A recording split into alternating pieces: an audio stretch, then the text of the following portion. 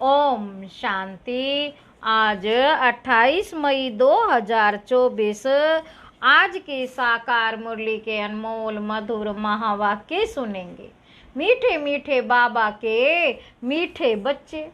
बाप है सर्व संबंधों के प्यार की स्क्रीन।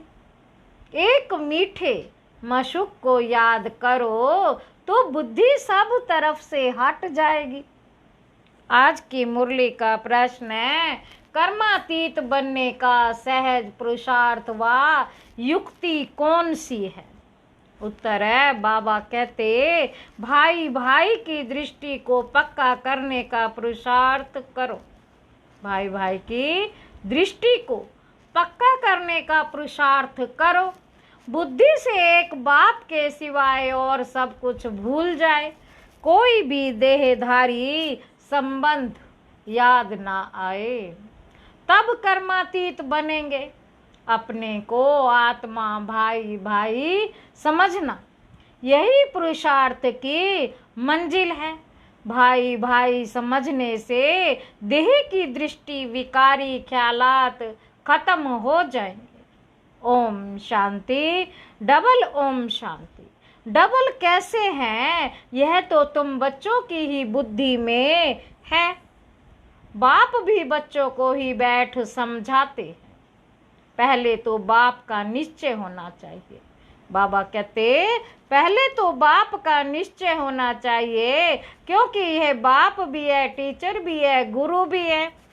यूं तो लौकिक रीति से अलग अलग होते हैं।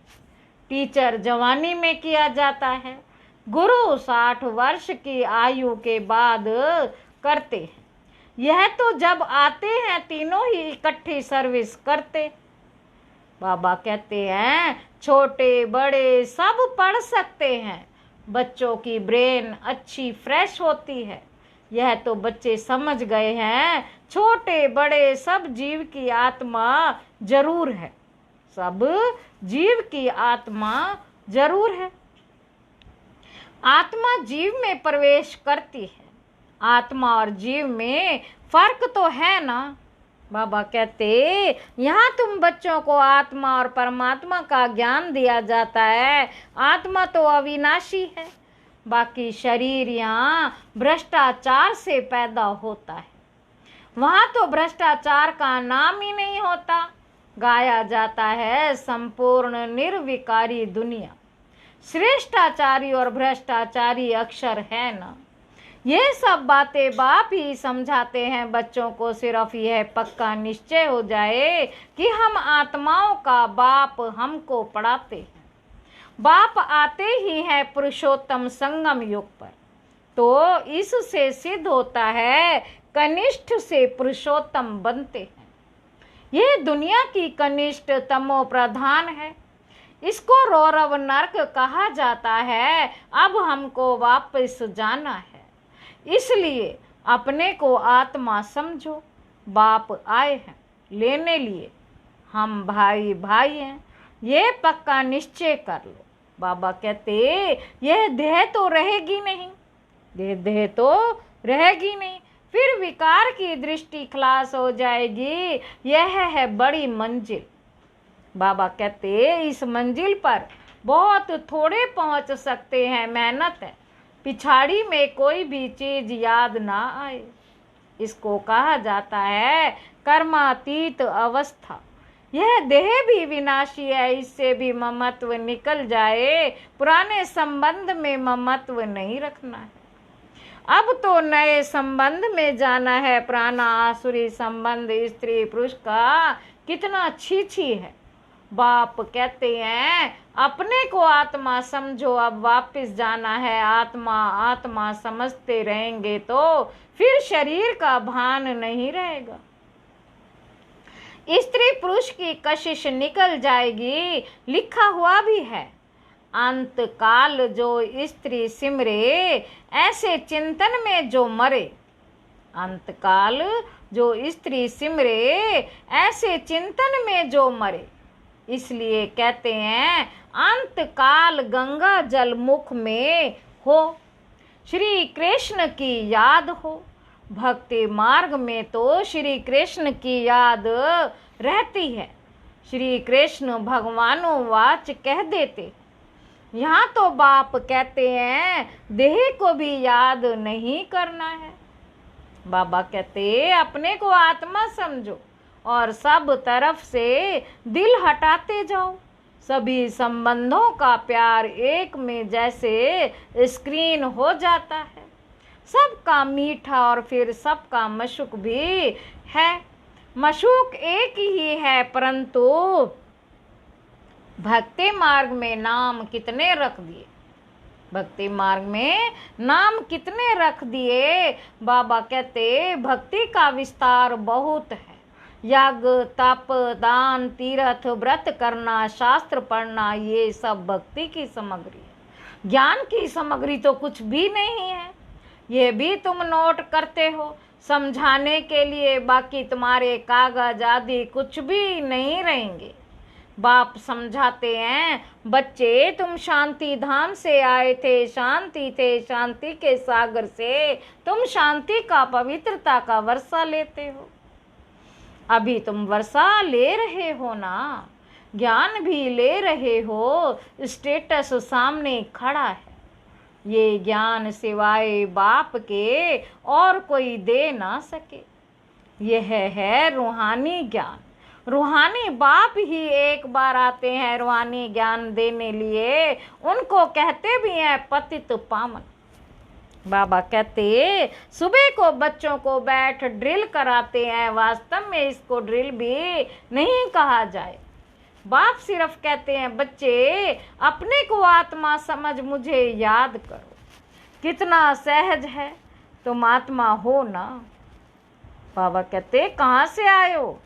परम धाम से। ऐसे और भी कोई पूछेंगे नहीं। पारलौकिक बाप ही बच्चों से पूछते हैं। कौन पूछते हैं? पारलौकिक बाप ही बच्चों से पूछते हैं। बच्चों परम धाम से आए हो ना। इस शरीर में पाठ बजाते बजाते अब नाटक पूरा हुआ।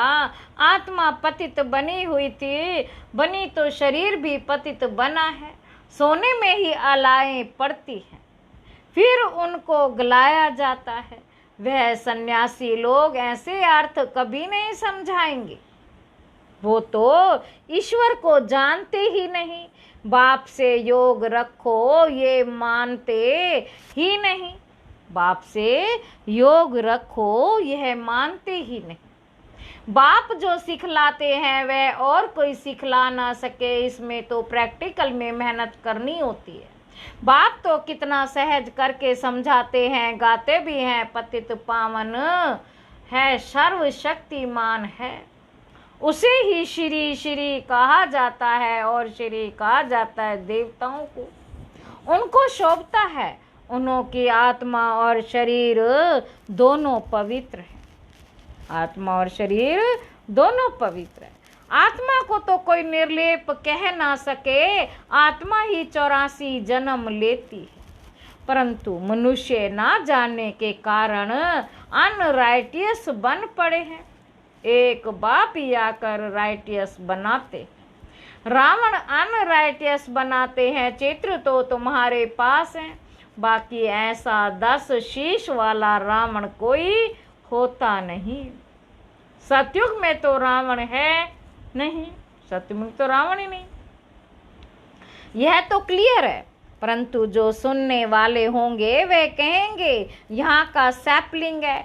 कोई थोड़ा सुनेंगे, कोई बहुत भी सुनेंगे। भक्ति मार्ग को देखो विस्तार कितना है। अनेक प्रकार के भक्त हैं, फिर पहले से ही सुना है भगाते थे।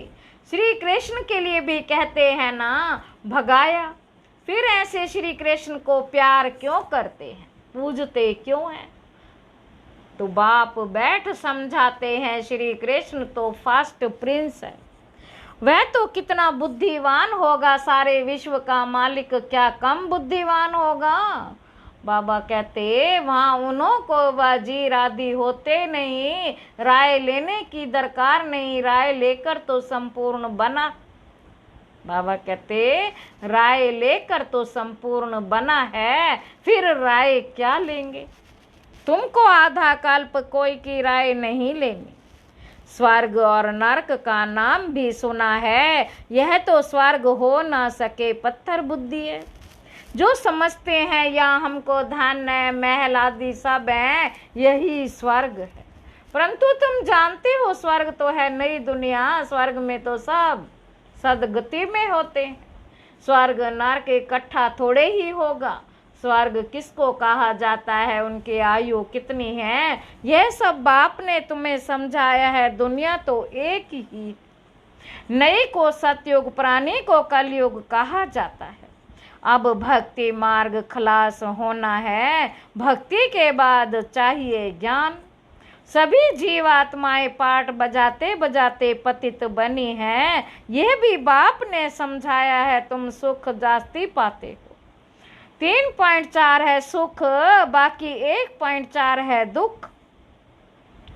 इसमें भी जब तमो प्रधान हो जाते हैं तब दुख जास्ती होता है। आधा आधा हो तो मजा ही कैसे हो। मजा तब है जबकि स्वर्ग में दुख का नाम निशान नहीं रहता।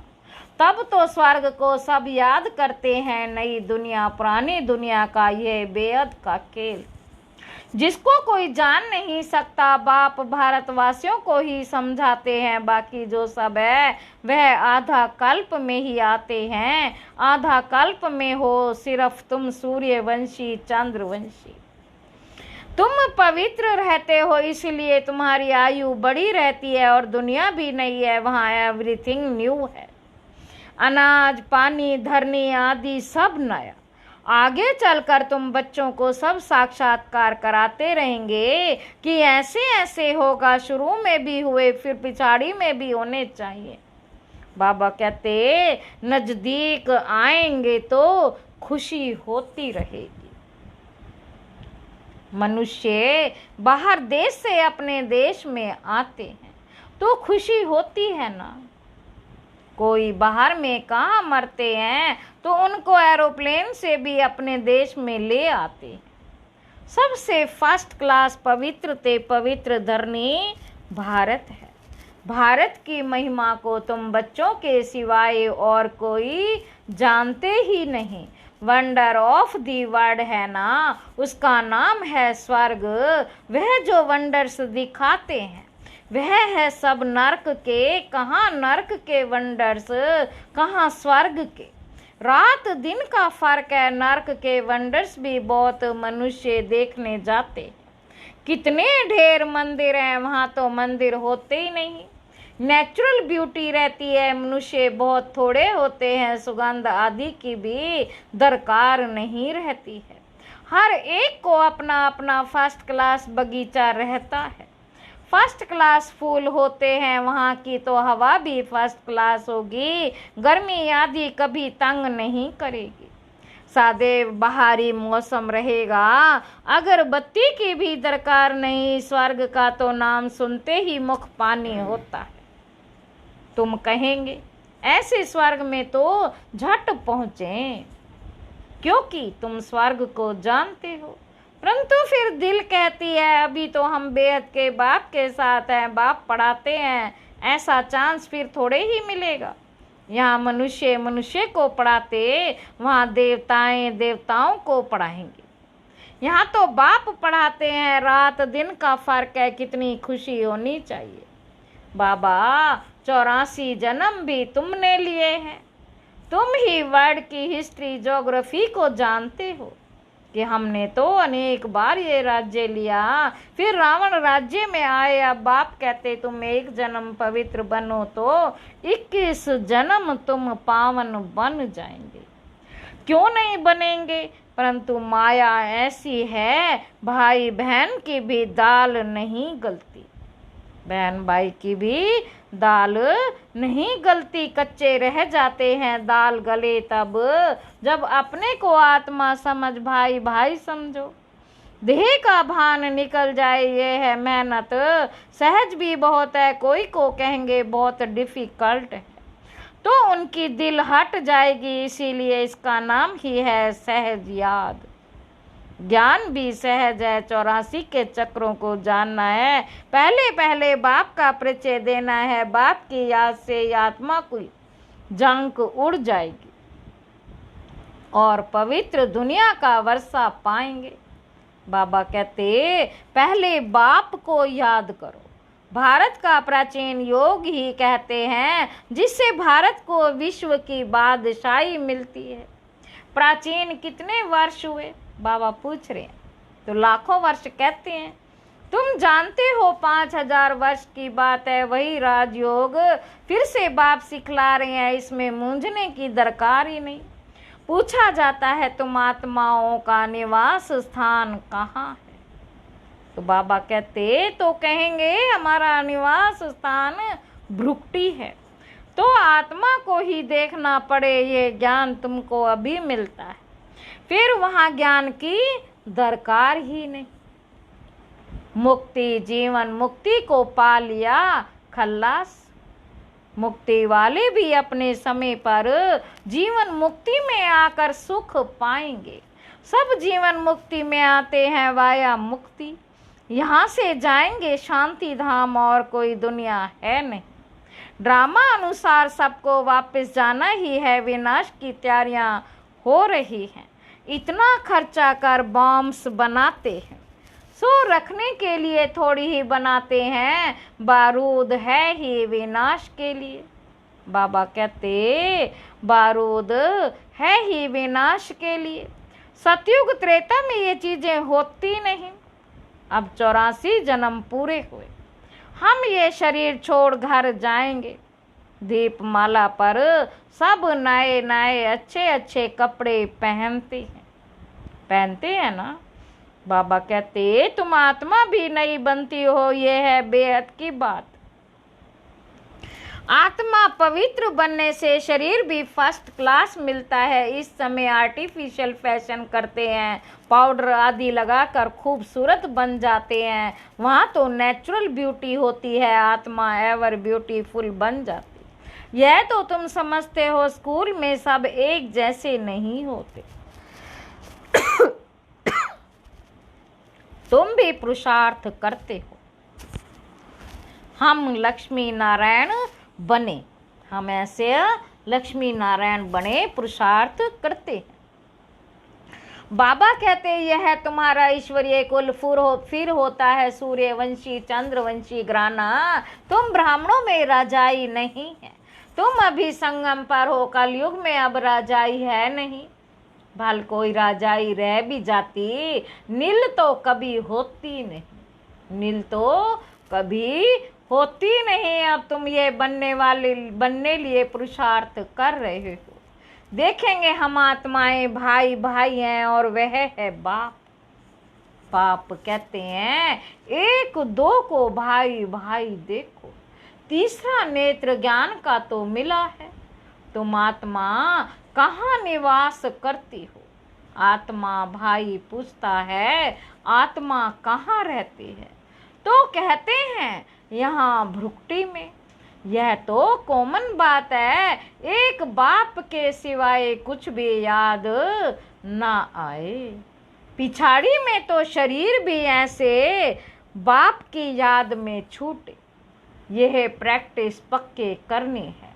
अच्छा, मीठे मीठे सिक्के लदे बच्चों प्रति माता पिता बाप दादा का याद प्यार और गुड मॉर्निंग। रूहानी बाप के रूहानी बच्चों को नमस्ते। हम रूहानी बच्चों के रूहानी बाप दादा को याद प्यार और गुड मॉर्निंग। नमस्ते बाबा, नमस्ते, शुक्रिया बाबा, शुक्रिया। धारणा के लिए मुख्य सार पहला पॉइंट है, सतयुग में फर्स्ट क्लास सुंदर शरीर प्राप्त करने के लिए अभी आत्मा को पावन बनाना है, कट उतार देनी है, आर्टिफिशियल फैशन नहीं करना है। दूसरा पॉइंट है एवर पवित्र बनने के लिए प्रैक्टिस करनी है कि एक बाप के सिवाय कुछ भी याद ना आए।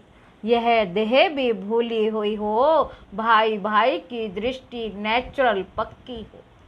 वरदान है शुभ भावना शुभ कामना के सहयोग से आत्माओं को परिवर्तन करने वाले सफलता संपन्न भव।